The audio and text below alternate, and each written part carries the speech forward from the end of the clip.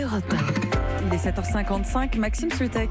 Noël s'en mêle avec vous, Mathieu Noël. Mathieu, aujourd'hui pour le premier anniversaire d'Emmanuel Macron à l'Elysée, des sondages favorables, des commentaires flatteurs dans la presse, un documentaire assez hagiographique ce soir à la télé, c'est ce que vous dites. Mais il ne faut pas compter sur vous pour céder à cette Macron-mania. Oh, certainement pas, Maxime. Vous me connaissez, impartialité et pondération sont mes maîtres mots, un peu comme Hélène Jouan, toujours très critique à l'égard de l'action d'Emmanuel Macron et qui, à l'heure de ce premier bilan, je le sais, n'hésitera pas à lui dire ce qu'elle pense. Happy birthday, Mr. President.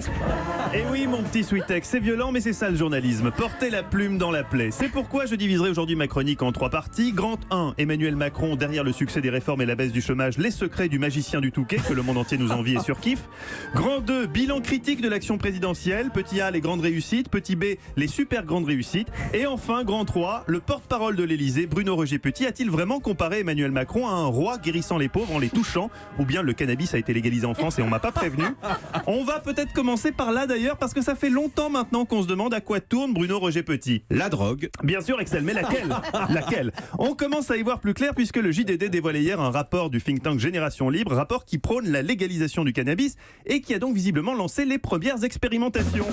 Les volontaires, Bruno Roger-Petit, ex-journaliste, chauffeur de salle à l'Elysée, et Philippe de Villiers, forain au Puy du Fou. Les premières conclusions permettent de dire que c'est de la bonne. Là-dessus, aucun doute. Après, sur la question des effets secondaires, faudra affiner avec un scanner cérébral, mais il y a clairement des lésions. Alors accrochez-vous à ce que vous pouvez, votre micro, votre voisin, Ombline. Interrogé dans Le Monde sur le goût du président pour les bains de foule, Roger-Petit déclare donc, je cite: pour lui, le toucher est fondamental. C'est un toucher performatif. Le roi de touche, Dieu te guérit, il y a là une forme de transcendance. Plus de cam pour Roger. Merde les gars, on avait dit mollo sur le côté monarchique, faut arrêter de se tirer des balles dans le pied. Mince, en parlant de balles dans le pied, vous avez pensé à appeler De Villiers histoire de s'assurer qu'ils disent pas de conneries dans les journaux? Car oui Maxime, Philippe De Villiers, en termes de gaffe, c'est François Pignon dans les films de Weber.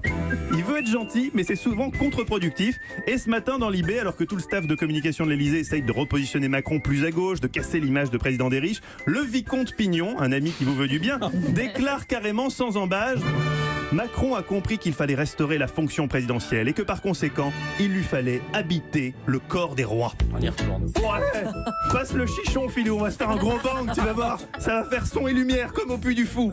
Ah, quelle belle journée, Maxime.